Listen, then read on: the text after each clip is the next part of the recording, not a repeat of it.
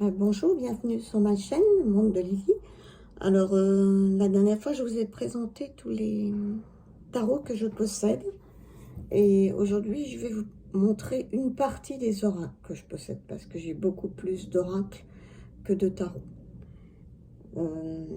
Donc, je vais commencer par celui-ci que j'ai depuis longtemps déjà, et qui est l'oracle chez Colli, qui est un oracle un petit peu particulier, avec des images, des illustrations qui peuvent sembler très enfantines et qui ne le sont pas du tout, évidemment, parce que ça sont des messages qui se rapportent aux douleurs de l'enfance, il plaît ou il plaît pas. C'est vraiment il n'est pas facile d'interprétation. Je l'ai eu au début, en fait. Alors, c'est pareil, celui-ci, je sais pas pourquoi, mais pareil, il est un peu tordu. Je ne sais pas pourquoi. Il ne l'était pas au départ. J'ai quelques jeux comme ça. Alors, il y a un petit livret. Nicoletta Cecoli est une artiste italienne qui fait des illustrations de ce type. Et en fait, l'oracle a été fait par rapport aux illustrations, et non l'inverse. Voilà. Bon, il y a quelques petits textes qui sont intéressants. Il n'y a pas grand-chose, mais c'est le peu qu'il y a est bien. Alors, il n'y a pas beaucoup de cartes dans ce jeu. Il y en a, je crois, une trentaine. 32, voilà. J'aime bien. Il y a un joli dos. Je l'utilisais pas mal au début, même s'il n'était pas simple. Moins maintenant. Alors après, je vais vous montrer peut-être un peu. Alors là, qui est très connu. Ça, il n'y a pas de... Et il n'y a pas de doute, c'est l'oracle Histoire de sorcière. Je n'ai pas le tarot, par contre. Je sais qu'il est ressorti. Je ne sais pas si je vais l'acheter, en fait. J'ai un doute.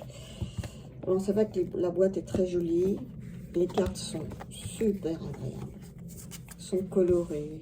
C'est vrai qu'il est très bien. C'est un jeu très agréable. Ce que certains appellent des doudou decks, mais c'est vrai, il fait du bien. Alors, par contre, j'utilise pas beaucoup le petit livret. Je trouve bon. Mais les illustrations, elles sont sympas, c'est plein de couleurs, ça fait du bien. Voilà. Voilà, je l'ai beaucoup utilisé, ça j'avoue. Moi maintenant, mais bon, je le regarde maintenant. J'ai pas mal utilisé ça. C'est un beau jeu, hein. Ça fait du bien, on va dire. Après, je vais peut-être vous montrer la sagesse du colibri. C'est un oracle qui est sorti, je crois, cette année. Hein. Un joli oracle sur... alors, là, franchement, je vais vous dire, je l'utilise pas beaucoup. Il y a un joli petit bouquin avec des petites mignonnettes en couleur. Il a de jolies tranches. Le dos est très beau. Et toutes les illustrations sont très belles. Je l'utilise uniquement pour le regarder, en fait. Sinon, le petit livret ne parle pas beaucoup. Je peux pas dire que... je sais pas. Ça me... Mais par contre, j'aime bien le regarder. C'est plein de couleurs, les oiseaux, les colibris, tout ça. C'est vraiment sympa, quoi. Il fait du bien aussi, celui-là, on va dire. C'est un oracle qui fait du bien. Le coffret est joli. Voilà, c'est vraiment l'esthétique qui m'a plu dans cet oracle. Après, je vais vous parler de l'oracle.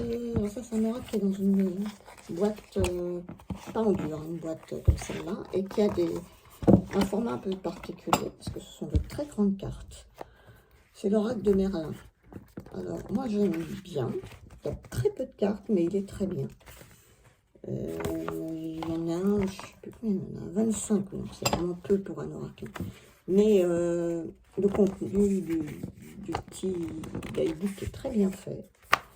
Et les cartes sont belles. Moi, je les trouve très belles. Il y a un magnifique dos. Les tranches sont neutres et les illustrations sont vraiment féeriques, quoi.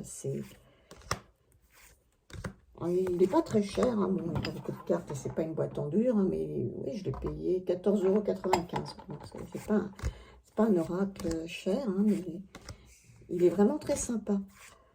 Je regrette pas du tout de l'avoir acheté.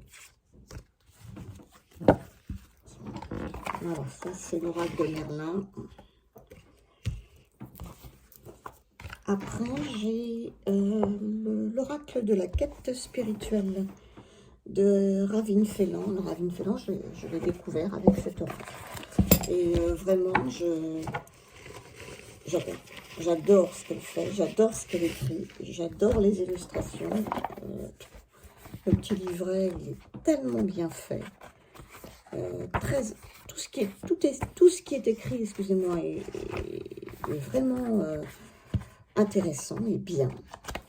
Et les illustrations, je regrette que les cartes soient petites parce qu'elles sont tellement belles, ces illustrations, qu'elles auraient mérité d'être sur les cartes plus grandes.